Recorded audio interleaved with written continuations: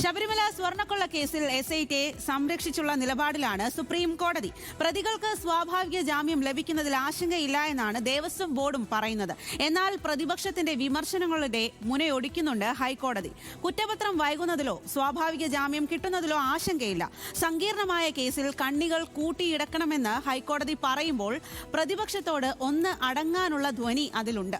ശബരിമല സ്വർണ്ണക്കൊള്ളയിൽ ഹൈക്കോടതി നിരീക്ഷണത്തോടെ പ്രതിപക്ഷ വിമർശനങ്ങളുടെ മുനയൊടിഞ്ഞോ എന്നുള്ളതാണ് ആദ്യത്തെ ചോദ്യം. ഇക്കാര്യത്തിൽ ജനങ്ങളുടെ പ്രതികരണം എത്തിയിട്ടുണ്ട്. എന്താണ് അവർ പറഞ്ഞത് എന്ന് നോക്കാം. ശ്രീരാജ് തയ്യാറാക്കിയ റിപ്പോർട്ടിലേക്ക്. SIT അന്വേഷണം തൃപ്തികരമല്ലെന്നായിരുന്നു പ്രതിപക്ഷത്തിന്റെ പ്രധാന ആരോപണം. എന്നാൽ ഹൈക്കോടതി ഇന്ന് SIT സംഘത്തെ പ്രശംസിച്ചു. ഹൈക്കോടതിയുടെ പ്രശംസ പ്രതിപക്ഷത്തിന്റെ ആരോപണങ്ങളുടെ മുനയൊടിച്ചോ? പൊതുജനം പ്രതികരിക്കുന്നു.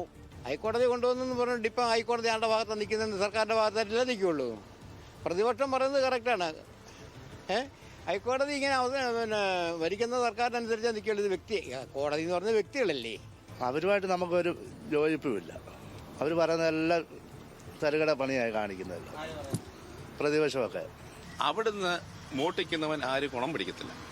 അത് അയ്യപ്പന് കൊടുത്തതാണ്. അവിടെ നമ്മുടെ ശബരിമല എന്ന് പറഞ്ഞാൽ നമ്മുടെ എല്ലാവരുടെയും നമുക്കെല്ലാവർക്കും വേണ്ടിയ ദൈവത്തിൻ്റെ തമാശ പറയാം. ആ ദൈവത്തിൻ്റെ മുന്നേ നിന്ന് അടിച്ചുകൊണ്ട് പോകുന്നത് ശരിയാമോ?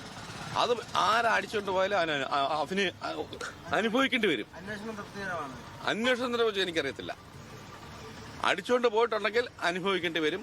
നടക്കുന്നില്ല. അവർ എല്ലാം മാറ്റി തിരിച്ച് വിടുക. നേരെ നടക്കുന്നുണ്ട്. നേരെ തന്നെ നടക്കുന്നുണ്ട്. കോടതി പറയുന്നല്ല നമ്മൾ അംഗീകരിക്കാനൊക്കത്തുള്ളൂ. ആദ്യം പറഞ്ഞത് തെറ്റായിരുന്നു. ഇപ്പം ശരിയായ കാര്യമാണ് പറയുന്നത്. തൃപ്തികരമാണ്. കോൺഗ്രസ് പറയുന്നത് വെറുതെ പറയാം. അമ്മാരുടെ തെറ്റ് ചെയ്തേ.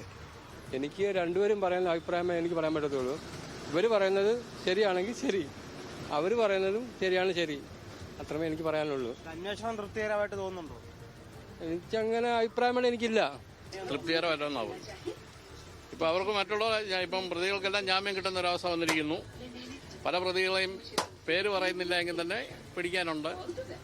അവരെ ഒന്നും ചോദ്യം ചെയ്യുകയോ അന്വേഷണം നടത്തുകയോ ചെയ്തിട്ടില്ല. അതുകൊണ്ട് തൃപ്തികരമല്ല. പ്രതിപക്ഷ ആരോപണങ്ങളുടെ മുനയൊടിഞ്ഞെന്നും ഇല്ല എന്നുമുള്ള ഭിന്നാഭിപ്രായം ഇപ്പോഴും ആളുകൾക്കിടയിലുണ്ട്. എന്നാൽ ശബരിമല സ്വർണ്ണക്കൊള്ളക്കേസിൻ്റെ സത്യാവസ്ഥ പുറത്തു വരണമെന്ന ഒരേ അഭിപ്രായമാണ് എല്ലാവർക്കുമുള്ളത്. ക്യാമറമാൻ ജെറിനൊപ്പം ശ്രീരാജ്, ന്യൂസ് മലയാളം.